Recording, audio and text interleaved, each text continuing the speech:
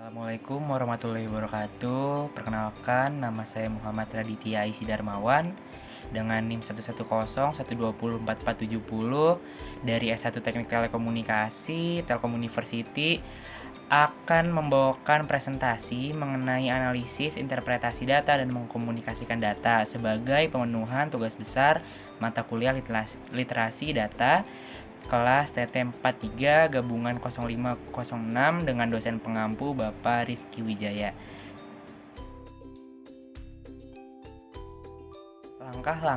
Langkah-langkahnya ada pendefinisian pertanyaan riset dan identifikasi masalah. Kemudian yang kedua pengumpulan data, yang ketiga evaluasi kualitas data, yang keempat visualisasi data, dan yang kelima hasil dan kesimpulan. Selanjutnya, pendefinisian pertanyaan riset. Di sini, pertanyaan riset yang diambil adalah apakah media sosial berpengaruh dalam pengembangan usaha kecil di masa pandemi. Nah, pertanyaan riset tersebut sudah mencakup kriteria berdasarkan pertanyaan berikut. Tidak terlalu sederhana dan tidak terlalu kompleks. Apakah dibutuhkan lebih dari sekedar analisis sederhana? Kemudian, apakah kita memiliki data yang cukup dan jenis data yang tepat? Dan selanjutnya, apakah bisa didapatkan jawaban yang jelas? Nah, itu sudah mencakup kriteria sebagai berikut. Selanjutnya, analisis dan klasifikasi pertanyaan riset. Di sini ada analisis variabel di mana mencakup media sosial yang digunakan itu menggunakan skala rasio, kemudian waktu yang dihabiskan untuk bermedia sosial itu adalah skala rasio, kemudian produk yang pernah dibeli di media sosial itu adalah skala nominal. Selanjutnya ada kepuasan dengan atas kemudahan fitur itu adalah skala ordinal. Kemudian ada klasifikasi variabel. Di sini ada variabel kualitatif, di mana variabel kualitatif ini ada produk yang pernah dibeli, kemudian kepuasan dengan atas kemudahan fitur. Selanjutnya ada variabel kuantitatif, di sini adalah banyaknya pengguna media sosial. Waktu yang dibutuhkan juga termasuk variabel kuantitatif. Selanjutnya ada variabel kontinu, di mana adalah waktu yang dihabiskan pada saat bermedia sosial.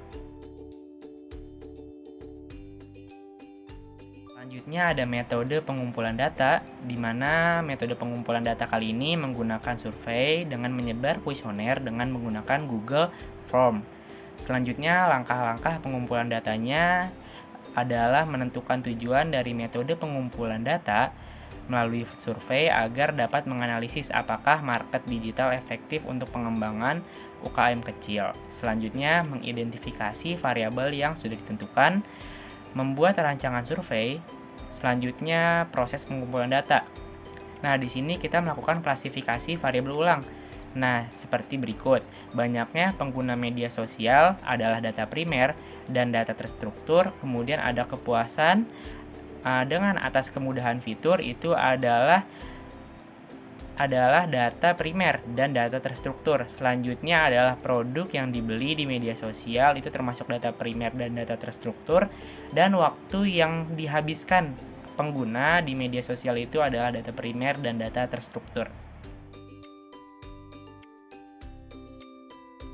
Selanjutnya, evaluasi data. Di sini ada 4, complete, coherent, correct, dan akuntabel. Di mana complete dari data yang diperoleh itu sudah cukup untuk menjawab pertanyaan saya, yaitu pertanyaan riset yang sebelumnya tadi diajukan. Tersedia semua variabel yang saya butuhkan, tersedianya nilai dari unit yang saya butuhkan. Selanjutnya, coherent.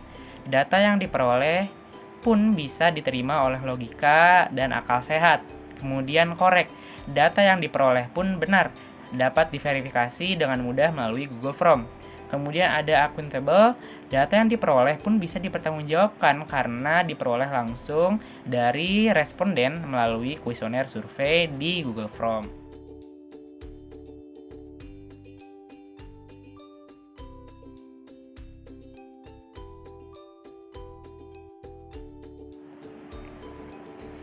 Baik, selanjutnya adalah media sosial yang digunakan. Dari 85 responden yang mengisi Google Form, paling banyak adalah Instagram 76 orang, YouTube 61 orang, TikTok 35 orang, dan Twitter sebanyak 33 orang. Sisanya adalah bisa tertera di diagram di bawah ini.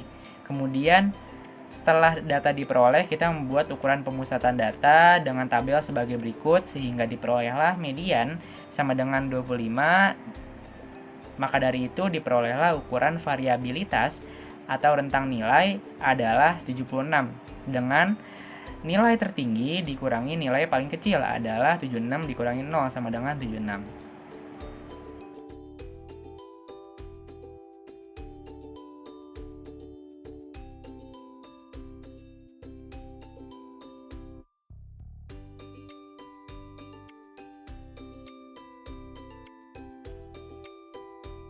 Kemudian responden yang pernah membeli produk di media sosial. Terdapat 88 responden dengan presentase 88,6% menjawab ya dan sisanya 11,4% menjawab tidak. Dapat dilihat 78 orang menjawab ya dan dapat dilihat pula 10 orang menjawab tidak. Maka dari itu nilai min yang diperoleh adalah 44. Dari situ ukuran variabilitasnya adalah 2312. Kategori barang yang dibeli. Dari 78 responden yang menjawab dari pertanyaan tersebut, diperoleh 62 orang menggunakan media sosial untuk membeli produk fashion. Kemudian disusul oleh kategori makanan dan hobi sebanyak 35 orang dan elektronik sebanyak 33 orang. Kemudian kita membuat tabel ukuran pemusatan data sebagai berikut, sehingga diperolehlah mediannya adalah 22,25. Selanjutnya kita membuat ukuran variabilitas.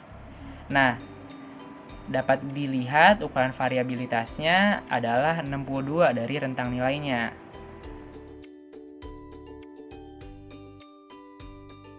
Kepuasan terhadap fitur media sosial. Terdapat 88 responden yang dapat dilihat 19 orang menjawab sangat puas, 66 orang menjawab puas, dan 3 orang menjawab kurang puas, sehingga diperolehlah rata-rata 29,3. Dari situ kita dapat menentukan ukuran variabilitasnya, ialah 1072,335. Kemudian pengaruh media sosial dalam perkembangan bisnis. Responden semua setuju bahwa media sosial berpengaruh terhadap pengembangan bisnis.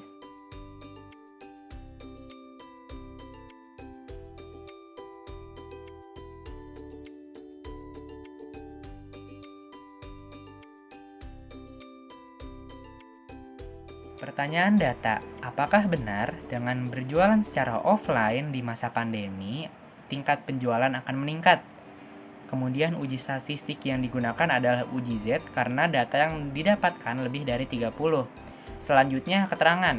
Dari 88 responden yang mengisi kuesioner diketahui X bar sama dengan 88. Spesifikasi awal yang ditetapkan dalam pengisian kuesioner sama dengan 88. Uji dengan taraf spesifikasi 5%. Apakah benar dengan berjualan atau berbisnis secara offline di masa pandemi tingkat penjualan akan meningkat? Dan 88 orang menjawab tidak setuju. Dapat dilihat datanya yang diperoleh.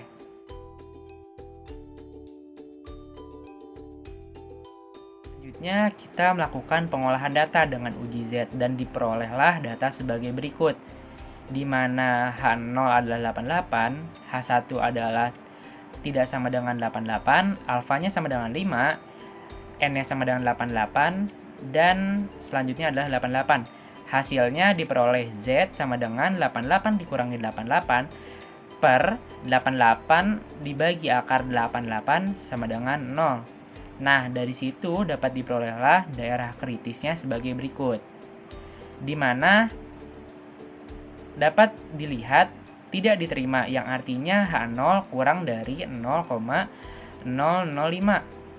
Nah, maka dari itu, berjualan offline di masa pandemi tidak menjamin peningkatan penjualan akan naik, bahkan kemungkinan akan kecil sekali.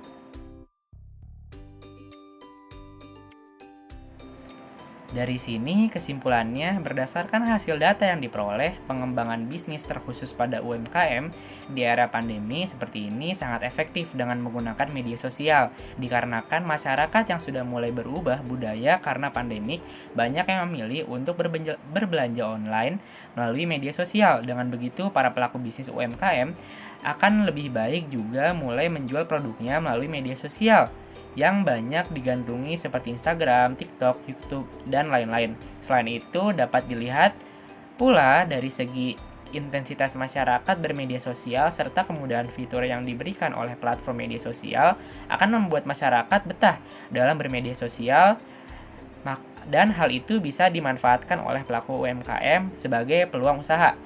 Dengan demikian, pengembangan UMKM dengan media sosial dari segi pemasaran sangat efektif di era pandemi sebagai pengembangan bisnisnya. Dari saya, sekian. Kurang lebihnya mohon maaf. Wabillahi taufiq wal hidayah. Wassalamualaikum warahmatullahi wabarakatuh.